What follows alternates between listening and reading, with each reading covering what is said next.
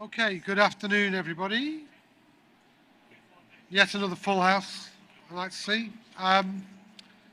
Next session is 1 hour and 15 minutes long with 5 different presentations from 5 extremely clever people with some fantastic ideas. I'm not going to introduce them by name because the slide that I have and the information isn't up to date. So I'm going to hand you straight over to David, who will do the introductions and will be starting first. Okay, to you. Okay, thank you very much. Everyone hear me okay? Great stuff. I'm David Broom. I'm the Managing Director of Kensa Contracting. We're going to talk about the transition to low carbon heat and the integration with the electrical grid and use of smart controls and flexibility and how that plays out when we get to wide-scale decarbonisation towards the end of the decade. So for Kensa as a group, first and foremost, we're a manufacturing business. So we started out building ground source heat pumps over 20 years ago. So way before they were fashionable and way before they were popular. We've been at the ground source heat pump game. What we did find is challenges in the supply chain in terms of people embracing the technology. And as a manufacturer, that creates some challenges. So what we decided to do was develop our own contracting business to create the market and create the supply chain. And then after that, we've created a utilities business, which hopefully is going to take us to the next level in terms of treating the ground source infrastructure that's always been a challenge in terms of capital cost and reframing that as a utility business and an income generating asset. To assist with that progression, we've received some investment from Legal & General, and since putting this slide deck together, we've had a further set of investment from Octopus Energy in the last week or so, again, to further facilitate growth in the sector. So we're excited about what's coming up. I'm not going to go into the big picture stuff too much because everyone in this room is pretty familiar with kind of the carbon message and the carbon agenda and why it's so important. So I'm not going to dwell on that too much, but what I will say is that the decarbonisation of heat is a critical part of that element. And if we don't decarbonise heat, we don't decarbonise. And the reason I think it doesn't get the press that maybe it gets elsewhere is because it's quite hard. It's the bit of decarbonisation that means going into people's homes and making a change. And there's a whole bunch of challenges about that we're going to talk about. But before I get into how we do, why we do what we do, just a little on the basics of the heat pump. What we do is we take, with any heat pump, a large volume of low-grade heat from the environment. We squeeze it, we compress it, and we upgrade that to useful heat and put it into the building. And heat pumps are fantastic because for every kilowatt of electricity we put into the compressor, we get 3 to 5 kilowatts of heat delivered into the building. And the reason that that's a range is predominantly because the efficiency comes from the difference between where you start with the energy and where you end up. The closer those two temperatures are together, the less work the compressor has to do and the more efficient it becomes. And the opposite is true as well. So that fundamental kind of fact drives kind of how we go about doing things the way we do.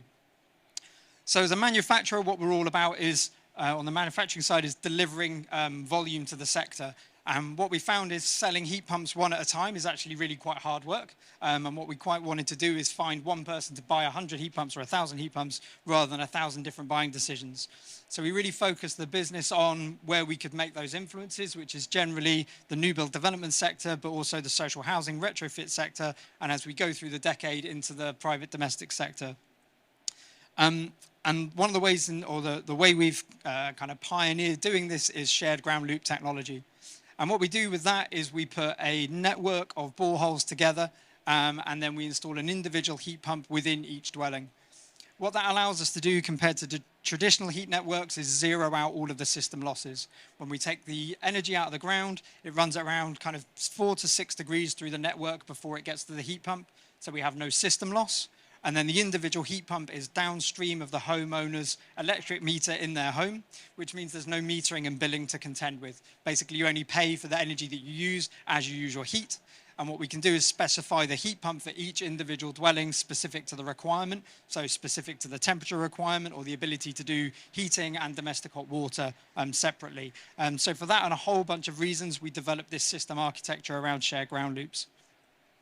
And that just gives us the ability to have individual control. And what we want to do, or to provide heating and hot water within each, and the hot water is provided through a hot water storage medium. And what that means is we can run at a low temperature to the space heating system when we need to, but if we need to do domestic hot water, the heat pump runs at high temperature and heats up your hot water cylinder. So we deliver all of the heat and all of the domestic hot water for the home. So we've been doing that in the new build sector and in the social housing sector and looking to develop scale there. But the real crux of the challenge is in the kind of wide scale domestic retrofit sector. So as part of COP26, we developed our kind of Green Street campaign, which looked at Green Street in Glasgow. Which looked a bit like this, and it's fairly typical of a UK street. We've got kind of combustion vehicles and we've got some low-rise flats, all heated by individual gas boilers. And it's not a very easy street to decarbonize, and it's fairly typical. And the challenge that we have is that around 20% of the UK is going to be covered with traditional district heating, where we have a big central boiler delivering heat into a network of pipes. And in dense urban areas, that works really well. And then separately to that, we have kind of 20% of the UK, which is very sparse, kind of rural environments, and there the choice is going to be individual heat pumps. But the middle kind of 60% is going to be streets that look a lot like this, and that's where we've got a pretty significant challenge in terms of how we decarbonize. So then after looking at Green Street in Glasgow, we went around the country and looked at lots of other green streets. So we had Green Street in Mayfair, which is a little more dense, but still very challenging. Green Street in Bristol, then in Liverpool and in Cardiff, and they all look very much the same. And getting heat pump deployment in these areas is very, very challenging. So our proposal is basically to replicate the gas grid infrastructure, but using ground source heat pumps. So what we do is we replace that gas network with a low temperature network fed from energy that we develop from the boreholes. We circulate that at low temperature through the network and then pick up an individual heat pump in each home. And by treating it like a utility, we can fund, own, and operate all of that infrastructure separately, reduce the capital cost of deployment, and actually allow some choice for the homeowner so they can specify a heat pump at the point that they want to connect. We can put the infrastructure in ahead, so once you've got a critical mass for that network, we have that installed, we install the heat pumps, and then the people that come on late, they can decide and then just connect to that network as we go. So this is our vision for how we get to that wide-scale decarbonisation, but we've got some work to do to get there because this only works where we have a scale where we can start to drive down the costs. So in the short term, lots of focus on the social housing retrofit sector, where we can do wide-scale deployment, and also with the gas boiler ban in 2025, looking at deployment in the new build sector, where we've got kind of 250,000 heat pumps a year potentially going into that sector. Then when we scale this up, we have lots of other opportunities because it's not just the homes that need to be decarbonised. You've got all of the industrial buildings, commercial buildings, shops, supermarkets, offices, etc. So when we deploy this at not just a street-by-street level, but a community level, we have the opportunity to connect all of those additional loads and make the thing more cost-effective. But not only do all of those buildings require heat, increasingly they also require cooling. So running that low temperature network gives us the ability to cool all of these buildings in the summer, and that can include kind of comfort cooling for domestic dwellings, but can also include kind of process cooling and cooling for kind of supermarkets and data centers and this kind of thing. And by dealing with that waste heat and taking it into the ground array and storing it, we can provide an element of interseasonal storage. So we're making the whole thing more efficient because running that ground at a higher temperature means the heat pump has less work to do and it becomes more efficient and more cost effective for everyone. I'm rattling through this because I thought I had 20 minutes, I only have 15, so I hope you're keeping up. Once we scale up to that size, the next question is the electrical grid, because how's that going to keep up? If we take everything away from burning gas and we electrify everybody's heating, then we're just not going to have the capacity, and that generally is the concern. But actually, with the efficiency of heat pumps, obviously straight away we're reducing the amount of electric that we require to drive the system.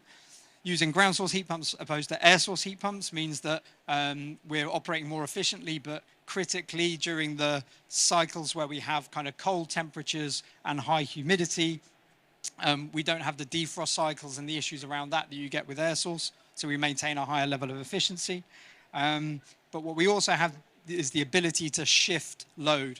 So we can using some smart controls, we can decouple the point at which you need to be warm from the time at which we need the heat pump to run.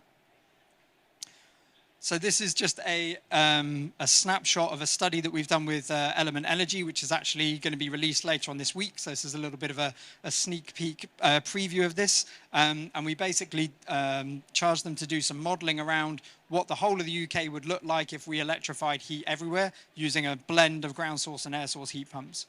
And what you can see from the graph, and sorry, it's a little bit detailed, but the key thing is when that switch to electrification of heat allows us to switch with some flexibility, switch out when we run the heat pumps and reduce the peak demand.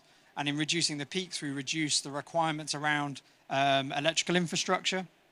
But actually, really importantly, by smoothing out the requirement, we can also pretty much wipe out the curtailment of wind during those periods, because we're actually using it when it's plentiful and running the heat pumps at that point and just storing the energy within the building.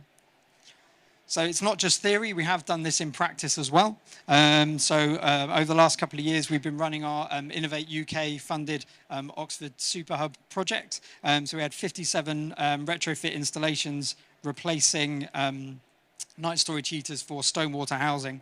So for us, it was a relatively typical installation. We installed new radiators in place of the storage heaters, running those at around 50 degrees, so sized to deliver the same level of comfort as you would expect. And alongside that, we installed the switchy smart controls, which have the added benefit of being able to identify kind of underheating, which can lead to kind of mold and damp and health issues. And switchy have a dashboard where you can pick up all that data as well. But really importantly, what we were able to do is pick up all of that data and kind of feed that into a system which allowed us to shift load.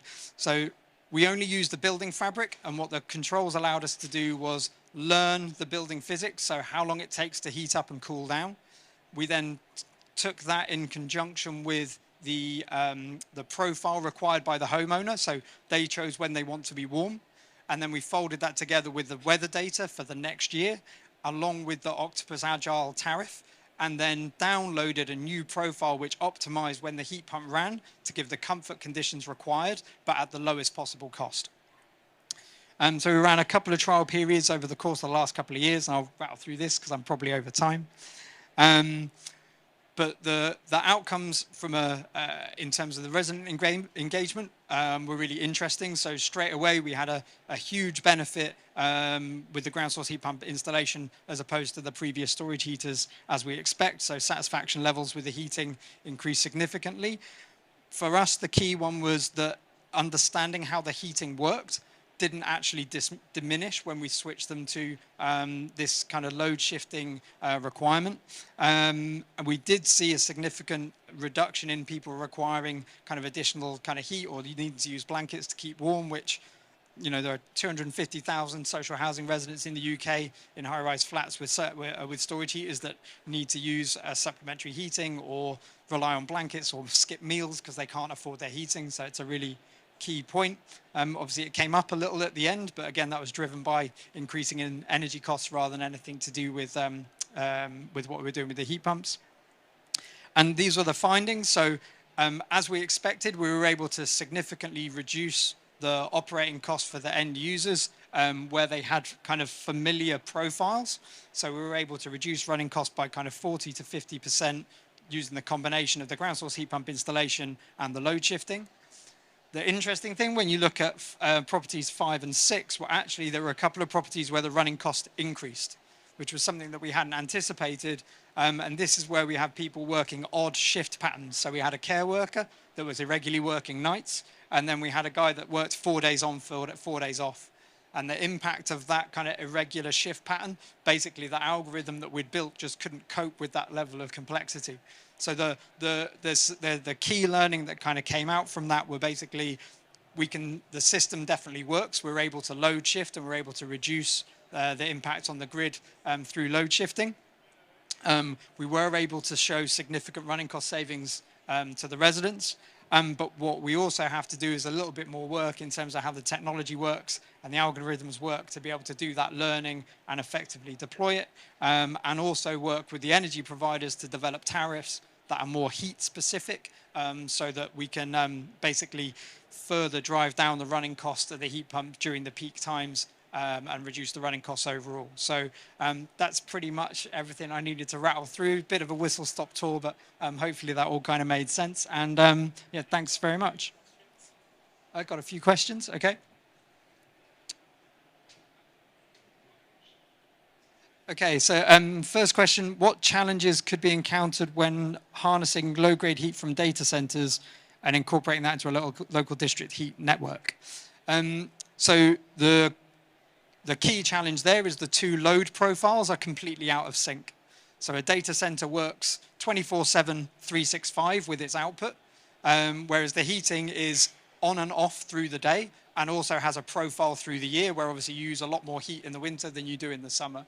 And that's actually where the ground array becomes really, really important, because that gives you the ability to have that interseasonal storage, and you size that in a way such that it can tolerate the peaks from a cooling point of view in the summer, where you're not taking any heat away from the system, but the data center is still running 24/7, 365, but is also able to deliver all of the heat that the community that you've connected it to is in the winter, because that peak is probably higher than the output of the data center. So down to each application, there's some engineering and some maths to do to work that through and make that work out, but that's why the ground array element of it is really critical, because it gives you that ability to kind of deal with those peaks and troughs.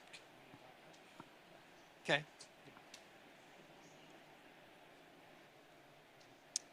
Okay. So the other one has gone.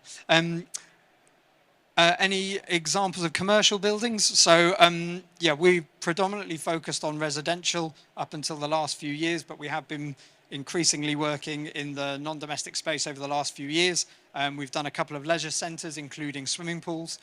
We've done Marjon University down in Plymouth, and we're working on a couple of school projects with Department of Education at the moment. So all of these are kind of discrete and individual projects at the moment. One of the key kind of policy asks that we were talking about earlier is the requirement for zoning. And that's really important, because what zoning gives us is the ability to select areas and not have different technologies tripping over each other.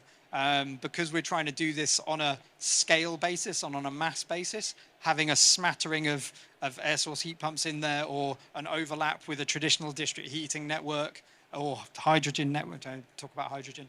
But an overlap for anyone is really not helpful. So that zoning piece is really important in terms of making sure that where we identify that a shared ground loop solution or a network heat pump solution is the best thing for that area, that needs to be kind of dedicated and mandated so that we can deliver the scale, because we're not going to get to the levels of deployment just trying to pick up homes one at a time. It needs a strategic level of deployment to basically get to the end we need of decarbonising heat. So thank you very much.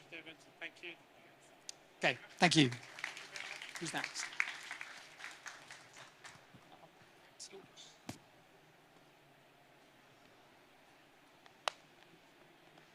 Great. That was great. Good news, they found my slides. Bad news, I have to follow you. So, next slide, yes. So we're moving from very hardware-based technology to a software-based technology. I will give a bit of the bigger picture as I see it today, as I try and explain how our AI-based cloud solution fits into the built environment. It's a very tangible industry. Before I dive into that, though, I do think it's nice that we have different sorts of solutions out here, because there is no silver bullet to decarbonize the built environment. There's too many asset types. It's too complicated. And that's really an ethos we have here at BrainBox AI, is that we're just one piece of the puzzle in terms of decarbonizing the built environment. And our piece of the puzzle is the ability to autonomously decarbonize our built environment, which I'll get into in a bit. But by way of introduction, I'm Andrew Fitzpatrick. I'm Director of Business Development for BrainBox AI, based in the UK. BrainBox AI is a Canadian company, which is conveniently where my accent is from. We were founded back in 2017, which is about a year after I actually moved to London to work on the Battersea Power Station project and continue my construction career. And I was thinking about this the other day as I was preparing for the presentation. After Battersea, I worked on a bunch of social housing schemes, affordable housing schemes, and I think that's a nice microcosm for where the construction industry is actually at today. When we think about London and the UK, full of iconic buildings like the one we're sat in today, state-of-the-art, Battersea Power Station, but also there's a massive demand for new affordable housing. But all this new construction really is only making the challenge in front of us in terms of decarbonizing the built environment more difficult. And to put that into perspective, what we know today is that we'll be adding about 1 New York City to our planet every month for the next 40 years. So we're not making that problem about decarbonizing the built environment any easier on ourselves. We're making it a lot more challenging because we're putting more embodied carbon through new construction, although there are more sustainable materials out there, and we're adding more operational carbon through building operations, although there are nice new technologies like ground source heat pumps that will reduce that. And when we look at how buildings operate, the majority of energy consumption comes from HVAC systems, heating and cooling those buildings, and that's becoming more challenging today as well because of climate change. More extreme weather conditions, more extreme heating, more extreme cooling within buildings, meaning higher demand and more energy consumed. And finally, I do want to stop on this point just for a second because I do come from a civil engineering construction background. We typically think of buildings very immobile, immovable, objects very tangible, but in fact, they've become very dynamic in the way that they operate, like the HVAC systems, and extremely data heavy. Lots of data is being created, consumed via the building management system, which is the brain of a building, the BMS, and other IoT devices. But by and large, most of that data every day is unleveraged and discarded and then forgotten about. And so that's really what we're setting out to solve for at BrainBox AI. And like I mentioned, did want to discuss the bigger picture for a second. We know that 38% of global GHG emissions come from buildings. We know 30% of total final energy consumption comes from the operations of those buildings. And when we look at how those buildings operate, 50% comes from the HVAC system. And finally, 30% of energy consumption is wasted due to inefficiencies on how those buildings are set up and controlled. So energy we don't need to be spending in the first place. And just narrowing down there, that's the challenge we're trying to solve for, reducing inefficiencies within the HVAC systems. That was a bit of a bleak picture I painted of the built environment, but there is hope. There's great ambition, specifically within the UK. London, Glasgow is aiming to be carbon neutral by 2030. Other cities around the UK as well. Big corporates as well have their own internal net zero targets. You think of the big shiny office buildings, Lansec, Patrizia, M&G, for example, all have their own internal net zero strategies. And then the smaller assets, retail assets, grocery stores, Tesco, Asda, M&S, all have their own internal strategies and property strategies to decarbonize those.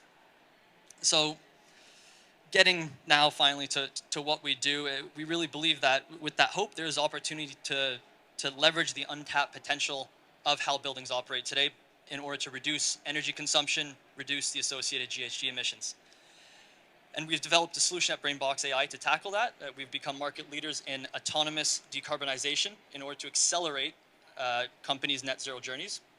We have, as I mentioned, a cloud-based software solution that can plug into any BMS, so any brain of the building. And we leverage the latest and greatest in AI technologies, machine learning and deep learning to truly optimize that building. In terms of what that actually means, these are the outcomes that we're seeing across portfolios. So by deploying AI to maximize efficiencies, we can reduce carbon emissions of those buildings by up to 25%, depending on the energy mix. We can reduce the operational expenditure cost by up to 15%, both on the energy costs and the maintenance costs. And we're doing this without compromising comfort. We're not shutting off or modulating equipment if it just means saving energy, but then making the room too cold.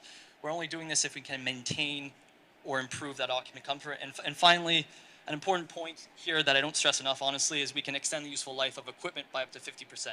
So by modulating equipment, we're reducing the amount of maintenance, reducing the amount of breakdowns, and ultimately delaying that capital expenditure to retrofit a piece of equipment and not allowing more embodied carbon into the environment. So those are the outcomes in terms of what the technology does and what has made us a market leader. It's really the AI and machine learning behind it. I like to explain it using this virtuous cycle.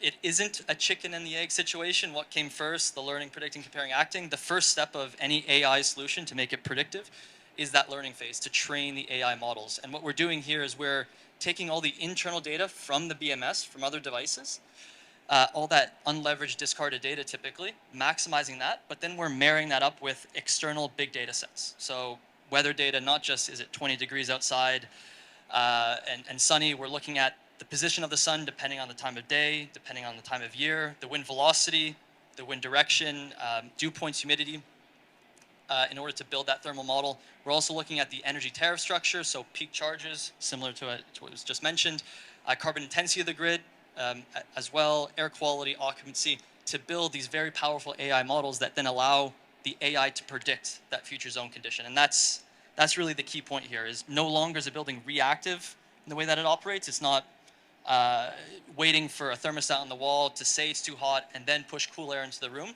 It's able to know 2 to 4 hours in advance with 99% accuracy what that future space condition will be. So the equipment can modulate more efficiently. That prediction is great. The next phase is different algorithms depending on the asset type, the HVAC equipment, the prediction, that will then act on that. And that's the final key point, the acting. It's not just an insight for someone to change on site, it's autonomously acting on that, and it's doing this virtuous cycle every 5 minutes. So it's learning, predicting, comparing, acting every 5 minutes on those insights. I think the whole point of this conference is to show that there are technologies out there today that can be deployed, that are scalable. So so now's the moment to take action. And when we talk about retrofits, we can't forget about the digital side of it. So digital retrofits are an and not an or when you are looking to upgrade your building. Just a bit on how this practically works. You have a current building stack. It's efficient already through a traditional BMS, traditional logic. You're able to then put AI, different data sets in there to find additional efficiencies, bring predictions into it, and then finally you get that 24/7 energy optimization and additional efficiencies. Didn't want to stop on one case study because, as I said, these technologies are out there today. And I wanted to pick a retail one because I often think it's the forgotten child of commercial real estate or real estate in general. We think of the big shiny buildings, but not the high street retail store. They're small on their own, 5,000 square feet, for example, this one, but there's 200 of these across Canada. So it becomes very significant. We started with a 4-store pilot, understood how to set up our system, understood how to deploy the AI, and then we quickly went to 20. We're up to all 214 stores now, and it just goes to show you that software solutions have the ability to scale across different geographies quite quickly. I think we're up to 214 stores after 1 year. The results are quite impressive as well. Able to reduce the HVAC equipment electricity cost by 26%, reduce the HVAC equipment emissions by 25%, and reducing the overall emissions by 23.8 tons of CO2. I'll quickly go through this, but similar to what was just mentioned, we were at COP26 as well. We won Tech for a Planet Award there for this next-gen solution, which we're starting to roll out. It's taking the idea that it's great that we have one AI-enabled building reducing energy on its own, but if you have more of these AI-enabled buildings, you have clusters of buildings that can then interact with each other, provide flexibility to the grid, shift loads. Buildings are great thermal batteries. How can we preheat or pre-cool a building so that we can avoid those peak moments where there's dirtier energy in the grid? And ultimately, that's what we're trying to do with this solution, is create that resiliency and more reliable energy grids. Just finish off with the same slide. Built environments has plenty of problems. The time is tacked now. There's solutions out there like ours, like my peers. And we always say at BrainBox AI that the cheapest and cleanest energy that you'll ever use is the energy you don't use in the first place. So reducing that energy consumption, reducing the demand in the first place is a great first step. That's all I have. Thank you.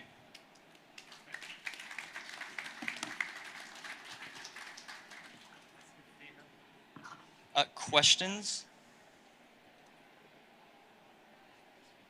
No?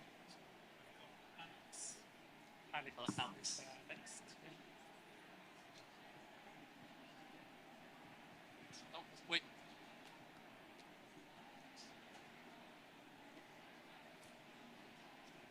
Great. Well, thank you for having me.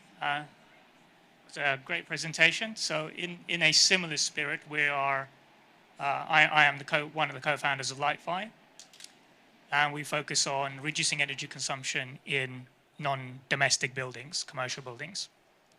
A little bit about the company. We're a couple of scientists that decided that impact in 50 years is not good enough for us, and we wanted to have positive impact on our planet now, today.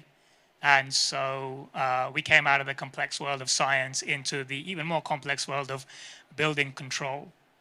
So we started really at our core at the bottom there, which is about operational energy efficiency. How can we get buildings to use less energy, as was mentioned before? I won't go over all the details, as my friend kindly he's done that for me. 40% is a big number, and I hear that a lot. So 40% of global greenhouse emissions come from buildings. So out of that core, we then developed solutions for air quality monitoring, workplace optimization, but really everything starts from the operational energy efficiency. Being able to retrofit to existing buildings, being able to work with the existing systems, with the building management systems to try and reduce the consumptions. During COVID, when buildings were empty mostly, they were consuming about 80% of the same energy than they were the year before, because they didn't know they were empty. They just went on and did their thing, and actually, that's one of the key things I'll talk about today is about using on-demand control to make your building more dynamic. So that graph there explains the first bar is what your buildings are doing during COVID-19, where they simply don't know how many people are using it. That's what they're mostly doing now, again, just because they are either on or off without any additional either AI systems or sensors to tell them what's actually going on. If you are able then to go down the steps and implement demand control ventilation, which is what that graph is going towards, that's where you can get your 50% energy savings from your building, because we all know now on Fridays, buildings are pretty empty. And if you can imagine, well, if my building's not being used on a Friday, that's 20% energy savings right there. So we've created a solution that we call Ventify that really uses occupancy data from sensors that we make to tell a building you're very busy, mildly busy, or not busy at all, so that it can then ramp down the ventilation, the heating and cooling that's required to save you those sort of 20 to 25% energy savings that my colleague mentioned as well, and give you a pretty good, now probably 6-month return on investment with the energy prices, because we developed this solution before they were 30p a kilowatt hour. And again, if you're using the building to supply the amount of air that's actually for the people that are using it, not more or less, you start to improve comfort, you start to improve air quality, so you don't get complaints about drafts on the back of your neck, because the system's on full, like these large ductwork which provide the air to us. They provide what's actually needed as opposed to too much or too little. So this is just an example of some of the sensors we make. Some of these are made in the UK. Some of these are made in China. And one of the primary ones that we use is detecting percentage of occupancy levels through the fact that everyone in this room carries around 1 or 2 mobile phones with them that emit all sorts of wireless signals.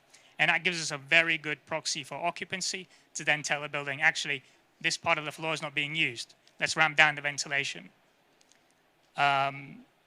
This is the detail of our system. I'll skip that fairly quickly, but the main point to take from here is it integrates directly with the BMS. So we understand how the contractors work, how the integrators work, and work with them to connect all the new data to the brain of the building so that they can create new control strategies or use it for AI and other elements. Here is an example of the occupancy that we've been able to detect through the fact that people carry around phones with them. This is the different colors are just 5 different sensors covering one floor plate. And you can see Friday's quite empty. And then when you have rail strikes, not that many people come into the office. So it's this kind of pattern that is then fed into the building's brain that then enables the building to reduce its energy consumption, increase equipment lifetime, etc. This is just a little animation of how you'd use kind of a floor-by-floor control if you have a multi-tenanted building where one tenant may be using it quite a lot, whereas another tenant may not come in on Mondays or Fridays at all. I must mention that each building is unique, so you need to really understand the HVAC infrastructure to do this work. So it's a per building project. And so without ado, here are some case studies. So this is a 1,000 square foot building in Leicester with British Gas. They have an air handling unit and fan coil units throughout their building. And we were able to use on-demand control strategies for the fan coil units and for the air handling unit to reduce their overall building energy consumption by 12%, increase comfort, which we measured by the reduction of complaints, and actually improve their air quality because they could turn off some energy saving optimizers that were actually reducing the air quality. So they were able to balance the energy saving and air quality element within a commercial building. This is another a modern building, a building that was completed in 2017. So that's now it's 5 years old, but 6 years old. But again, they had almost all the infrastructure to do this sort of variable control, this on-demand ventilation, but they didn't have the sensors. That was value engineered out or not included because maybe it was too expensive. So retrofitting those back in allowed them to save 17% on their entire energy bill and a pretty hefty reduction in carbon emissions. And then other places where this sort of occupancy detection with the fact that everybody carries around the phone with them actually works really well in airports and lecture theaters where you have 300 people coming in for half an hour, 1 hour to board a plane or to have a lecture, and then they're gone. So the variability is super high. And traditional air quality sensors just don't react that fast in large spaces. So we were able to really show that quite a significant amount of savings can be made in really dynamic spaces, especially if a lecture theater is only being used 2 hours a day, but the efficient operation was you use your air handling unit at 70%, which is great if nobody's there, and not quite enough when the lecture theater is full. But if you do a dynamic control, then you can make sure that you're providing 100% fresh air when it is being used, and then essentially keeping the building off or idle when there's nobody there. So I hope that gives you some examples from which you can go and implement in your own buildings.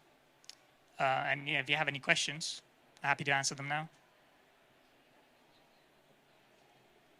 If there's anything, sorry. Thank you so much. Yeah. Any question? Yeah. Yeah, hi. I'm Roger Harrabin, formerly of BBC, now a freelance speaker and what have you. I mean, fascinating technology. I'm kind of baffled why it isn't in universal use already. I did a piece for the Beeb about 15 years ago, filming at night, showing all the buildings on in the city, a kind of name and shame, but nobody was shamed. Everybody was named. I mean, how can we push this agenda forward? It's just common sense, isn't it? Yeah, okay. Yeah, thank you. That's a good question. I think what I've learned from the industry is the supply chain to implement such things is very fragmented. So there isn't once, if you try and name and shame a building, they'll always pass the buck down the supply chain to who didn't implement it, and there's no clear responsibility of who needs to retrofit buildings. So what we're trying to do is work with the right individuals, kind of have a top-down approach where we provide a solution to landlords and tenants directly, but also work bottom up where we train the BMS engineers to use this type of new system where the costs compared to an older system, especially with running cables and things like that, is significantly diminished so that they can provide a more competitive quote for a building looking to do energy saving with their existing equipment.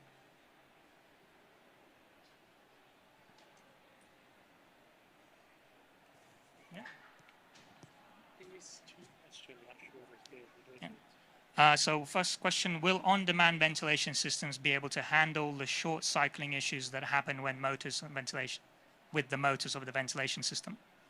Yeah, so quite a technical question. So when we implement on-demand control strategies in buildings, we make sure that there is enough delay, a hysteresis in the control strategy to make sure that the motors aren't going up 1 minute and then coming back down the next. To make sure that the system is still used in a very relatively low impact manner on the actual HVAC kit. But at the same time, if you can imagine for 1 hour you're keeping it low, then the system typically responds within 10 minutes, the HVAC system. So that enables the kit to elongate its life as opposed to just running on 100% all the time.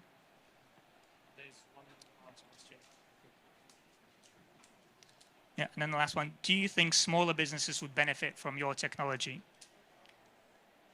That's a good question. So typically, given the size of the buildings I showed in my case studies, 100,000 square feet, 250,000 square feet, so quite large buildings. Anything below 50,000 square foot, and then you're entering kind of the amount of cabling that might need to be done and the sort of a HVAC infrastructure that they have may not be suitable to give a good kind of 1 or 2 year return on investment.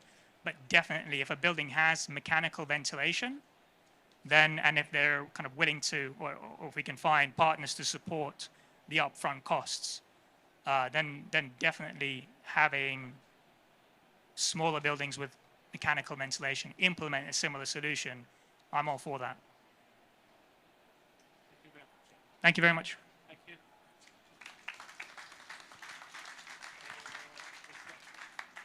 Yeah, next. Hi everyone. Fourth session, stretch. The tension is going low. I'm Cindy Demichel. I'm the co-founder and CEO of South Swiss Energy. We're going to talk again about ground source heat pump or geoenergy. A bit of hardware, a bit of software, a bit of energy.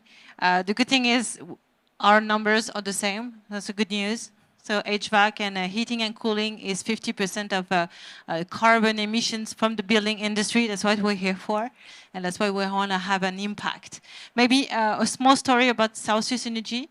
South Swiss Energy is a business from SLB, ex-Schlumberger industrial company, specialized in the ground source, in the ground, so in characterization of the ground and drilling and all those type of things. And we were 3 co-founders. I'm one of them.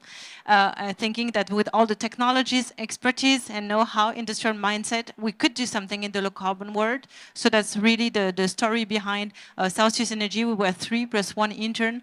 We're now 140 people with the team here in the UK and really willing to make an impact and decarbonize heating and cooling for buildings. So the building industry, indeed, you're going to find another type of numbers. This is 23% of CO2 emissions in the UK come from buildings, and the 3/4 of that come from heating, actually. We talk a lot about heating in the UK. But guess what? At some point, you will also need cooling. The IEA shows that demands for cooling will triple by 2050. So I know that we're already talking about some kind of British Riviera. It will come, and the French people will invite you at some point.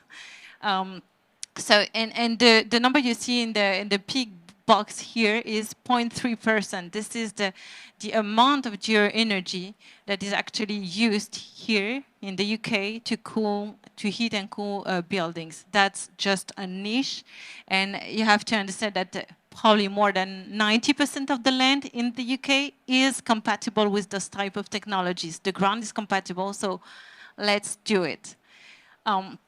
So you have to consider as well that in this building, let's take this building. This building sits on top of a battery of heat on the, let's say 600 feet below your building, you have heat. You have 12 degrees all year long. And what we're doing with geoenergy, with the ground source heat pump, is we're plugging that, that building into this energy, geoenergy, and we're actually gonna take the heat out of the ground to heat up your building in the winter, and in the summer, we'll take the heat, the summer heat, back to the ground and store it for the next winter. That's what David talked about when he said about interseasonal storage of that heat. This is what geoenergy ground source heat pumps are about. So heating corresponds to probably 70% of your building needs in terms of energy. And while you are actually plugging that, if you replace gas in this building by geoenergy, you would actually decrease by 70%, up to 70%, the CO2 emissions of that heating system, and 70%, so dividing by 4 the energy that you will consume. This is exactly what you're doing when you're putting geoenergy on. So what we Celsius are providing are end-to-end solutions, turnkey solutions to retrofit buildings or do this type of installation in greenfield, in new buildings. So indeed, we are part of SLB, big company across the world, world's leading technology provider for the energy industry. We're now 140 people based in 3 countries, and we develop proprietary technologies to both to ease the use and deploy those type of technology massively to really get it rolled out.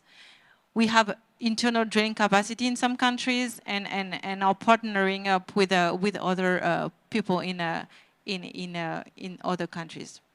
So that solution is scalable. That is, we can use it at an individual house level, and this is what was presented before.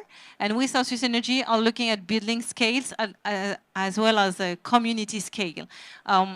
So the solution is made of 3 things. The first thing is a ground heat exchanger. So those are the wells. And one thing that we developed, because we also come from a very a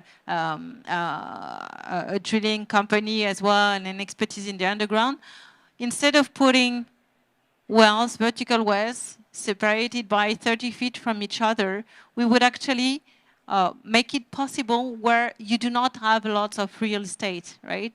And we'll combine all those wells in one point, starting in one point, and make some star shape, so that even in existing buildings, you'll be able to go below it. So you need a few parking lots to make the drilling, and then you will be able to get access to that calorie, the battery of calorie, beneath your existing buildings, right?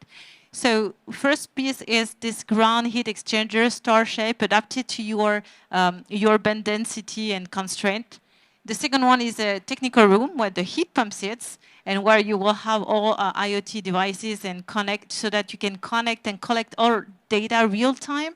And by doing so, you'll have the third brick that is here to get an intelligent performance platform that will be pluggable to your BMS or ESG reporting systems to get your CO2 and energy monitoring data real time. So, well, what you see in blue, dark blue, are the beauty of geoenergy. Geoenergy gives you comfort. It's invisible. It's quiet. No noise. It's permanent. No intermittence. This is also sustainable, of course. You're reducing by 70% the CO2 emissions, right? And energy. You do not provide heat islands. You do not contribute to that. It's scalable, house to community scale. And on top of that, what we want to, the way we want to deploy it is also to make it easier, even in dense urban area for retrofit, plug and play, by making a small footprint, but also cost effective. We developed some digital tools that put some learnings and algorithms on it, so that we can optimize the number of wells and the economic of the system, so that it's become more viable in places where it might not have been viable economically before. And then, indeed, once it's installed, we have a GMS, a Geoenergy Management System, that helps you monitor the performance. And the performance that was promised at the beginning, well, we need to keep it. And that also that will give you a visualization, monitoring, and optimization of that performance after it's installed, right? And that opens to other business models as well, with heating and cooling as a service or type of things. So our idea is to decarbonize buildings simply. We are industrials, and we do want to deploy that technology. We have experts. There are some installations already in the UK, but there is so much we can do, and so much that we are willing to support in that journey to ESG and to net zero. Thank you very much.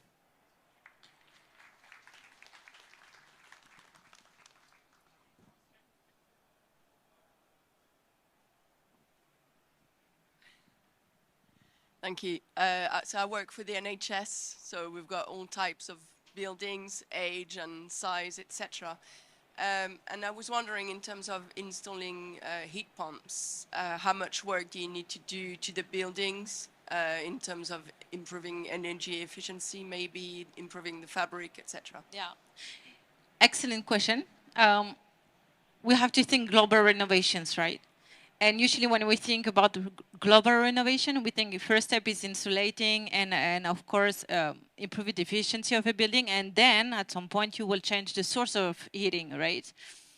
Now, do we have the money and the time? That's the question. Given, I know that money is an issue and time is another one, right? France just announced that we have to adapt to +4 degrees, right? So some people might still think we will reach the 0.1, the 1.5, maybe not. So what we are doing in some NHS, we are working with hospitals and nursing houses and etc. We think that we should not oppose both things, insulation and source of productions. And actually, step one that we propose is actually to get out of the fossil fuels. First for carbon, but also to reduce the volatility of your energy bills. And when it comes to retrofit, if you are on gas, let's say you are on gas, with a so efficient building, we would plug geoenergy, but not over-dimension it. We would dimension it on part of your energy consumption, so that when it comes, when you'll have the money to put to change the windows, to put some insulation, etc., you would reduce the amount of energy you consume, and still have your geoenergy that will become even more efficient. So of course, this is very generic. We have to look at case by case. If your building is really very poorly efficient, then there might be things that you will need to do before geoenergy. And now the question. Can urban heat highlands, oops, the question disappeared, be used as source for heat to be extracted? It could be urban heat highlands. So I don't know who has that question. Urban heat islands can come from many things, from cars, but also from AC, right? And AC, basically what is AC doing is taking the summer heat of the building and throw it on the streets. That's what AC does, right? And what we do is we take the summer heat and we store it in the ground to be used for the next winter. Now the question is, can we use the heat from those heat islands to be stored? Well, the first, to be stored, yes. If you have heat, you can store it in the ground. Now, my question is, and that's out of my expertise, can we capture the heat from the heat islands? And here I am not sure about the answer. Now, another, maybe I'll illustrate the storing part. We've just been awarded the biggest project in France about geoenergy. It's going to be 4 million square feet in between Switzerland and France. Of a mixed usage type of buildings, and actually half of the heat will come from the CERN, so Global Particle Accelerator. So, and we're gonna get that heat and store it in the ground. So half of the heat comes from the CERN, and half of the heat will come from the ground. And that battery is really made for that, to store, and our digital capacity afterwards is to balance the heat that comes, the heat you provide, and that's really where the ground is a killer. So geoenergy is there for that. Thank you very much. Thank you. Thank you. Ladies were last, but you'll remember them. Thank you. Can I also have the paper thing? Thank you. Hi, everyone. Is this on? Yeah. I'm Natalia Kuniewicz. I'm the sales representative. We are the first company providing high-resolution thermal imagery from space, equipping the private and public sectors to make better decisions based on objective and scalable data sets, detecting heat and essentially from any structure in the world. I will be yet another person to quote the big number. So around 40% of carbon emissions come from construction and buildings. And it has been overlooked in the past, but the latest IPCC reports make it quite clear that we can no longer make it look like it's not a problem. It's not part of the problem. It is essentially a big chunk of the problem that we're all facing. At the same time, there is the temptation to deploy new energy vectors, but that requires time and budget that we don't necessarily have. At the same time, there is a lot of sustainable investment happening in building environment, but we don't really know which types of investments are truly sustainable. It's always a matter of, well, it's usually a matter of self-reported data. Not a lot of objective data is coming into place. And there are also policies being suggested and imposed that might be unrealistic. So we don't really know what is the current state of affairs and where we want to go, what type of budget does it require, and what are the realistic timescales. So the solution that Satvu is proposing is actually data, available data, cheap, globally scalable, with global coverage and standardized insights that can be used by policymakers and investors across the world. That would essentially lead to realistic policies worldwide. How are we going to do that? We're deploying a constellation of thermal infrared satellites. So the first satellite is actually coming up in orbit in 2 weeks. We're launching with SpaceX. And we have a capability of detecting information, collecting data in mid-wave infrared.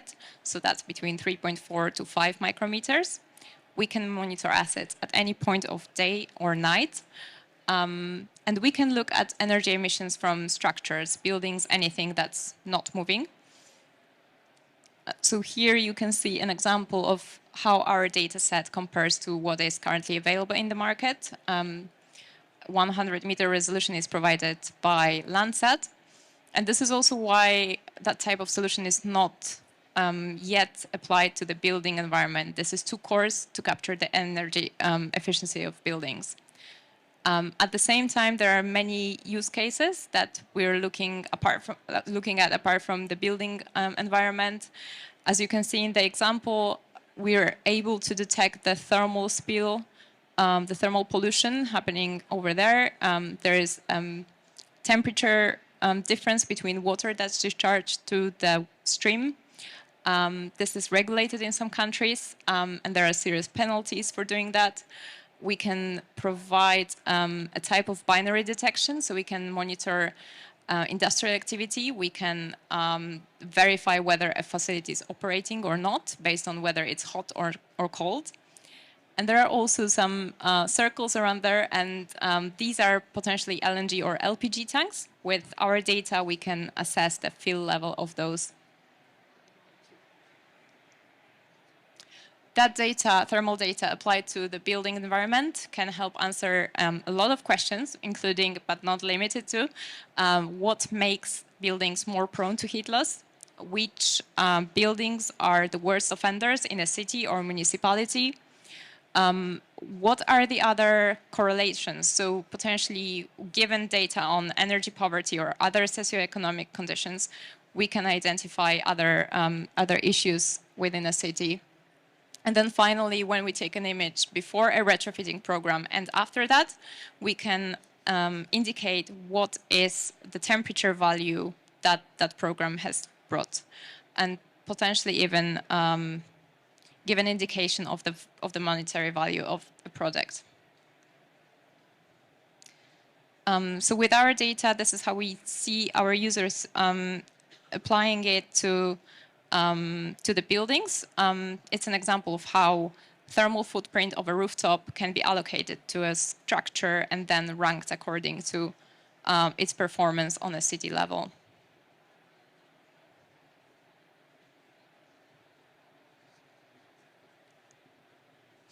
Now, this map shows an example of a large-scale analysis. Before launching the satellite, we've been flying with a plane and a thermal sensor similar to the one that will be on the satellite. And we've been performing proof-of-concept flights, analyzing the data similarly to how I described it before, ranking assets and supplying that to end users. What's interesting is also the potential to cluster the data, so identify the areas within a city where retrofitting is most needed. Another use case, and I think this was also mentioned by a few other people, so heat is one problem, but then also cooling is another. With 3.5 meter granularity, we can monitor urban heat island effect to the city level, which is increasingly important when we take under account the predicted heat spills that will increase in intensity and frequency, not just in the UK, but in the world. So with our data, looking at the heat island effect, we might be able to model the impact of new developments in a city or in an urban area, and then also predict what would be the impact on the health on vulnerable communities. So far, we've partnered with dozens of companies who are currently using our data to run their projects. Our closest collaborators are Surrey Research Park, who are currently undergoing a retrofitting program spanning for the next 5 years. Currently, their EPC ratings range between B and E.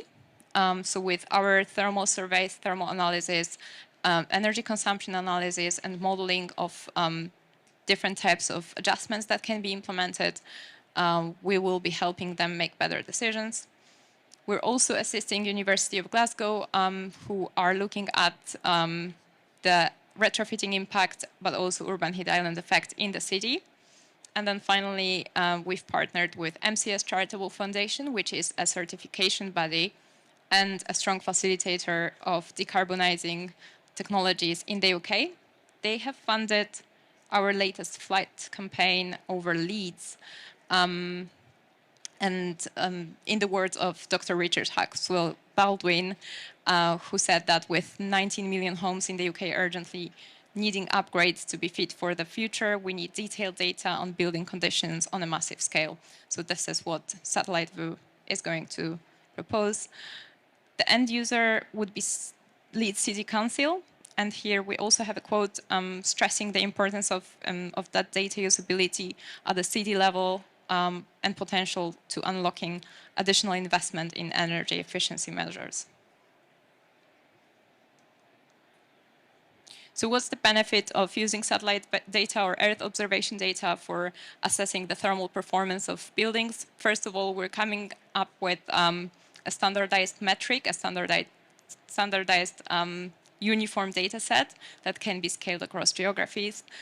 We have a very low sensitivity, so very small differentials between the temperature can be detected. So essentially, we're coming up with a pattern of life of any structure, any building, anywhere in the world that can be updated very frequently and also compared to other assets. At the moment, thermal surveys are only done with drones or flight campaigns, but they're very expensive and difficult to perform. At the same time, you might also think about asking the tenants or landlords to submit the energy meter readings. However, these people might not be willing to share that sensitive information. So, as I said, we're 2 weeks away from launching our first satellite. In the meantime, we've been flying with a plane and a replica of the thermal sensor that will be on the satellite. So we've opened the early access program, allowing users to build their own proprietary solutions based on the data that we've collected. We're expecting to reach a point of commercial operations later this year, and to launch a clone of the first satellite early next year. By the end of 2025, we will have all 8 satellites in orbit, and that will increase our frequency of revisits up to 20 times per day. Now, you might be familiar with some of our partners or early access adopters. We are still enlarging our client base and willing to share more information with whoever wants to use thermal data to measure the energy performance of buildings. Thank you very much. Any questions?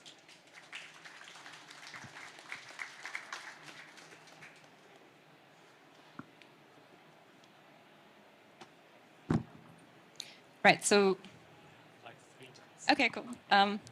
So the first question is about the impact of solar panels or green roofs on rooftops on SatView's results. That's a very good question. So every material has a different type of emissivity.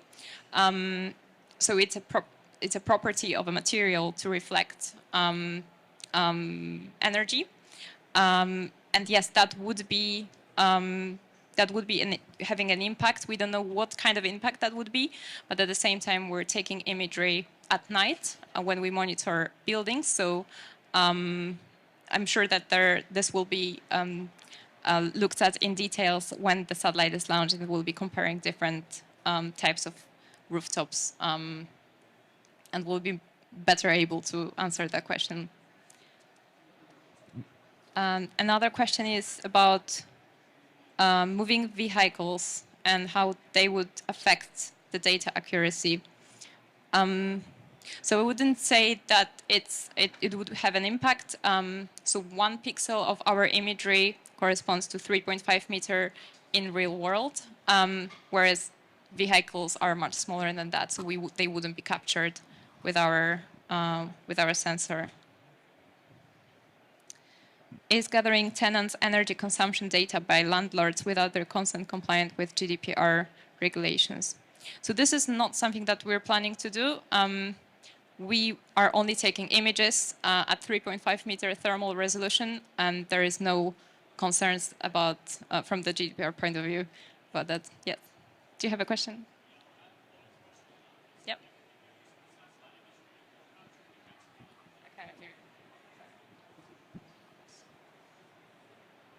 Thank you. So if you're capturing the satellite imagery, you're effectively looking at the heat loss, right?